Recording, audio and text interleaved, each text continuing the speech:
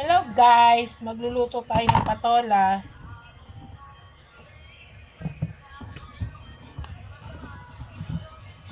Patola at sari-saring gulay. Ang sahog po ay tira-tirang tilapia. Sayang naman kung matatapon lang, kaya i-recycle natin.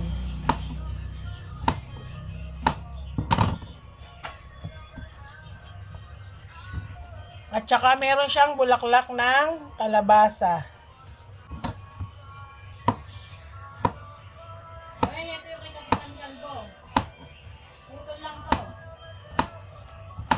Ano?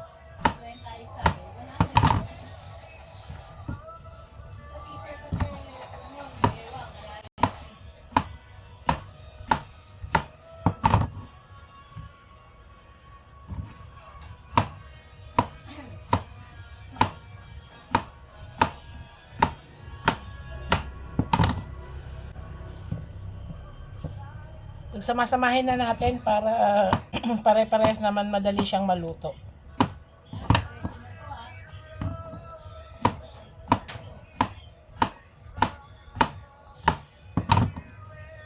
Wait lang guys, so hugasan ko lang yung... Pasensya na kayo sa kusina ako magulo. Hiwa tayo ng sibuyas at bawang.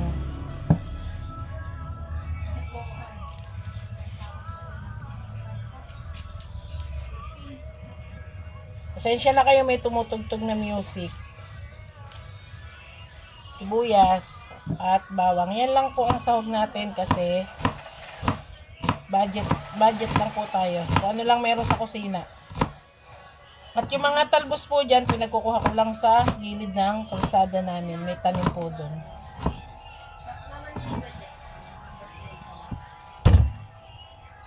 Hindi ako marunong magpitpit ng bawang.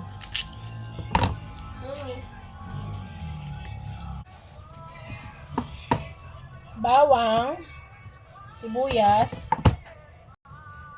Okay na po. Magigisa na po tayo. Ayan na guys, magigisa na tayo. Pinitin natin ang kawali. Gisahin na natin ang ating gulay.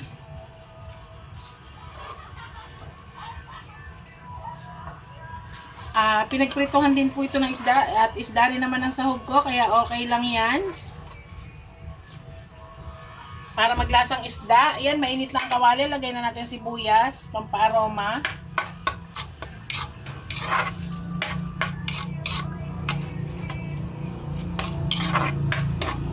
Hindi ko na po siya lalagyan ng kamatis at ang kamatis ay napakamahal. Magtitipid po tayo.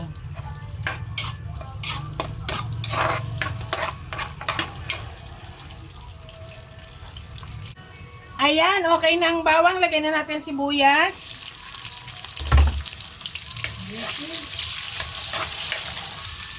Nakalangkin natin ang pampaalat na asin. Ay, hindi pala to asin pati. Sorry naman guys.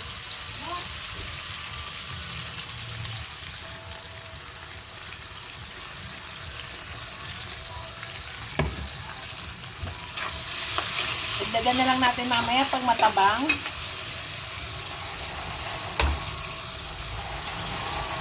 Sunod na natin to, tira-tirang tilapia.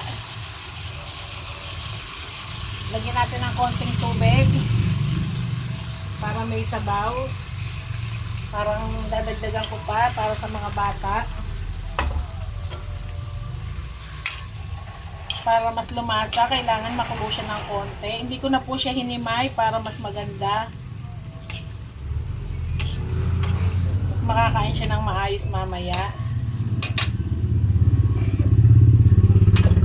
Lalagay ko na po ang patola at iba-ibang klaseng gulay galing sa bakuran. Wow, ang dami.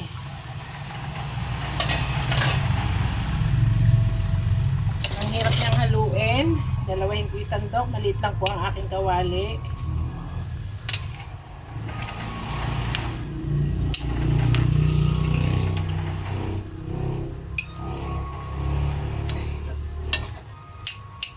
Lalagyan ko po siya ng paminta para may konting anghang.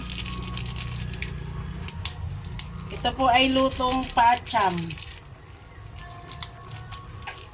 Pachamba-chamba kung ano maging lasa. Bahala na po kung anong lasa niyan. So,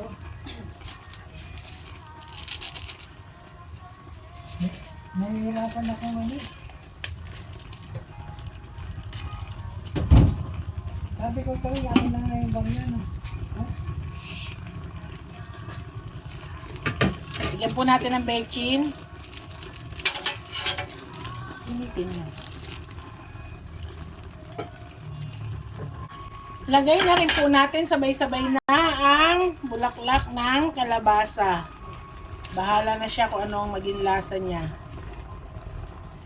Ang liit ng kawali ko, guys. Hindi ko alam kung kasya to. Pero alam ko pag nalantayan, kasya na yan.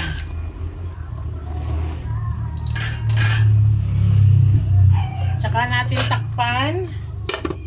Okay, maya-maya. Ayan na guys, kumukulo na. Malamang sa malamang. Maluto na to. O, diba kumonti na siya?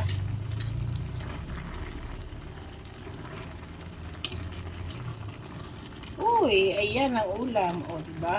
Sarap ng sahog. May pakinabang yung isda na hindi naubos kagabi. Munti na, kaninang dami nito.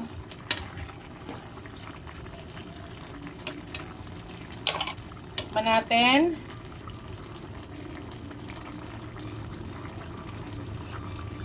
Sarap. Konting alat pa.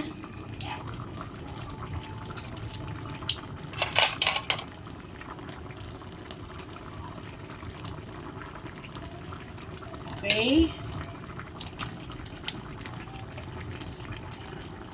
Ayan na, may pananghalian na tayo. Luto na yan, guys. Walang nasayang, pinagprituan ng tilapia, pinagisa ng gulay dahil tilapia din ang sahog. O de, malasa na siya. Okay guys, hanggang dito na lang. Maraming salamat sa panonood. Bye-bye.